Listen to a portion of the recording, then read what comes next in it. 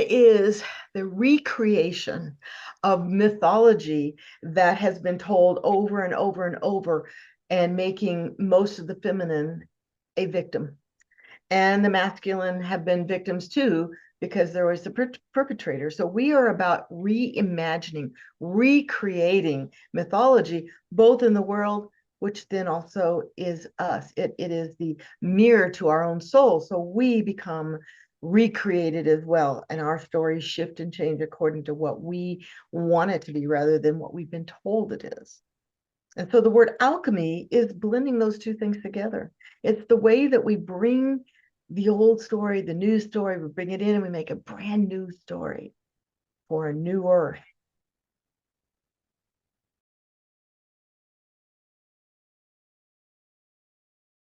Well, being a teacher in the healing arts in the shamanic world, I understand personally what has evolved me, what has changed me. It hasn't been from thinking or understanding through the mind what why things are the way they are. It's been through feeling them, through experiencing them.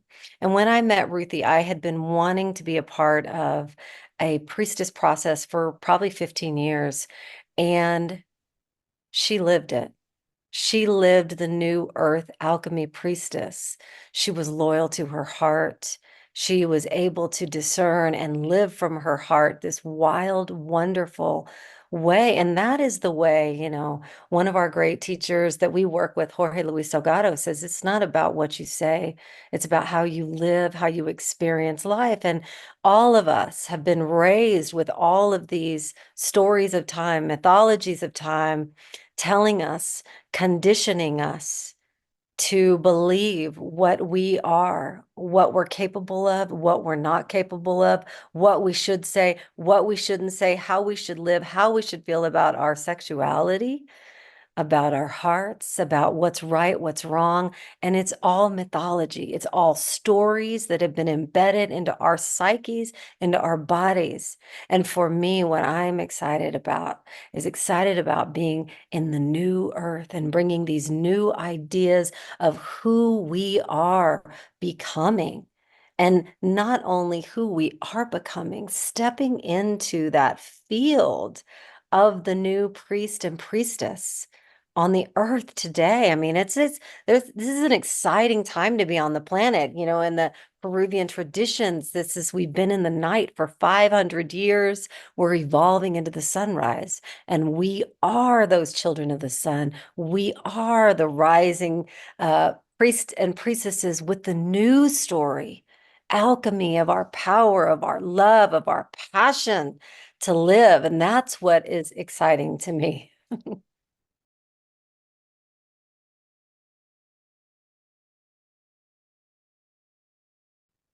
Because those stories really are who we are.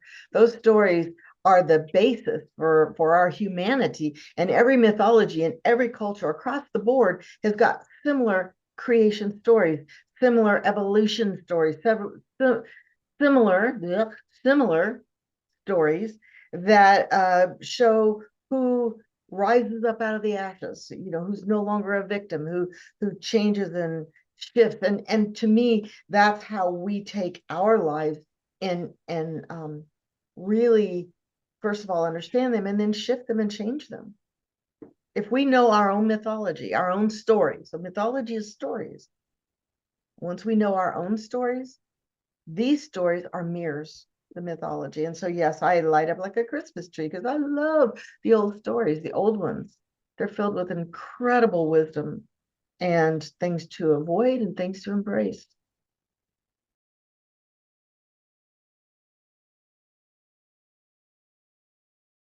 Well, we are going to be recreating an old story as old as time, way before time, Demeter, Hades, Persephone, talking about the evolution of living our own hell, what that's like, and being reborn. We have all kinds of amazing rituals that we're going to be doing, from burning books, our stories of our lives. Again, these stories that we've been taught to believe about ourselves. We're going to take them on And through the mirror of these other mythologies, we're going to transform them through rituals. And one of the most powerful ones, one that I've just actually experienced here in Oaxaca, Mexico today, is a healing temazcal. These temazcal, which is like a New Earth Lodge, is what we're calling it, an alchemy New Earth Lodge, where we surrender into this dome-shaped earth that is like the Mother Earth. And we go into this ritual, into the Mother Earth, into a Temazcal lodge, and we bring our prayers. We close that door, and it's like we're in a womb of a room all together, praying and singing with these stones that are heated by the fire in our prayers. And then we sing. We sing our prayers and we cry and we feel, and that is alchemy. That is how we are transformed when we are witnessed, when we bring those old stories, when we offer them up to the fire and to each other. They can be transformed and transmuted. And then we truly do become the new earth priest and priestesses of our time with new ideas and new dreams and new ways of relating in this new earth that we're living right now.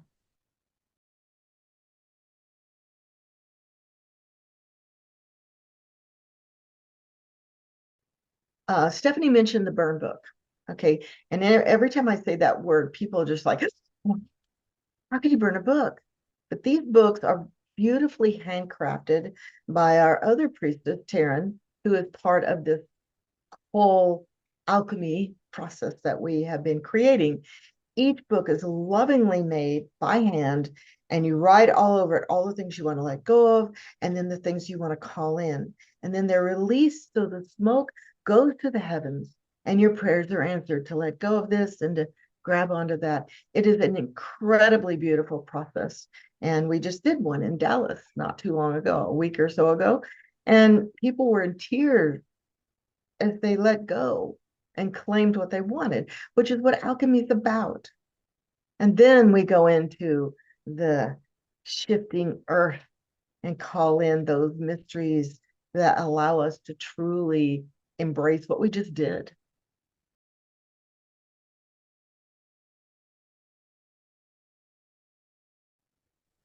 Every weekend that we do this, and this will be the third this year, we only do 2 to 3 a year.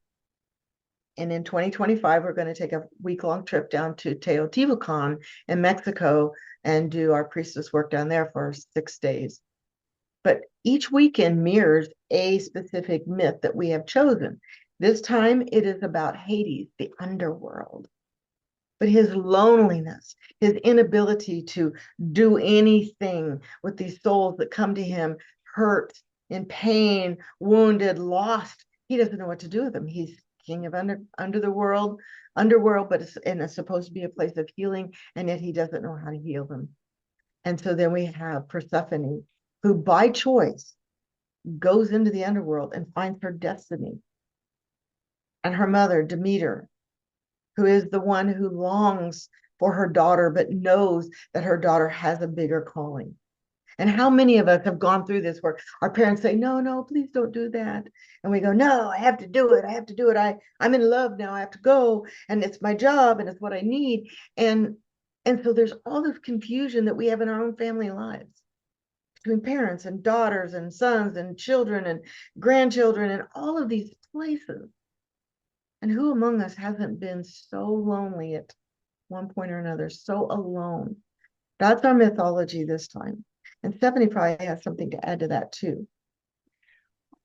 Well, I love Ruthie's sharing of these three characters with their powerful mythologies that we'll be experiencing at a whole nother level. And at the same time, mirroring those within us. As she was saying, who of us has not ever felt lonely, alone in an underworld experience, in a dark night of the soul? And, right behind that story is the truth or the mythology, I believe, which is that from the underworld, all of creation comes.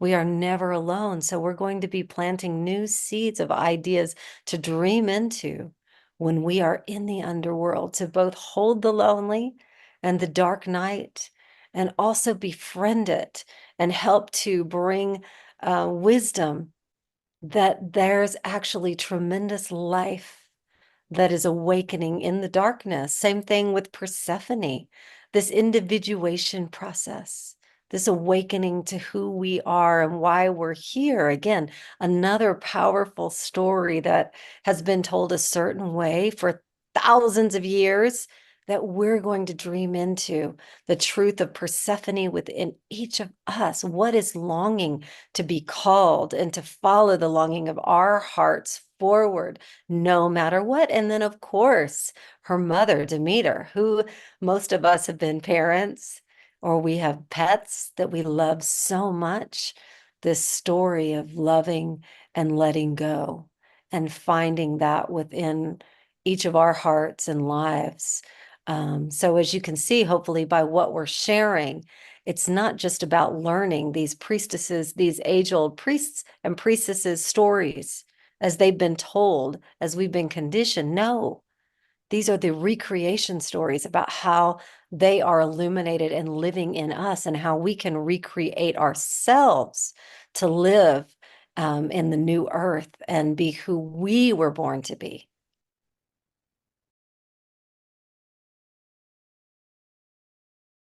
It is a smaller, more intimate group, and we limit it to 12 participants along with the three of us that facilitate. It is not just for women. You've heard us mention the word priest. It is for men, and there are men who have been following this path and growing from it and finding their own stories. Finally, because the masculine has been so vilified, just like the feminine. So we bring this together. It's the alchemy. Is how we bring both these pieces together, all these pieces, not just one, pour together, you create something new. It's the alchemy. And so our weekend is in November, and then we'll have another one in February. And from there, we're not sure what the dates will be, but each one will have a different creation story, a re-creation story to work with ourselves, and lots of ritual and channeling. I want you to know we're going to be channeling. We're going to be drawing down the moon and continuing our conversations with the energies that we want to work with. It's very magical.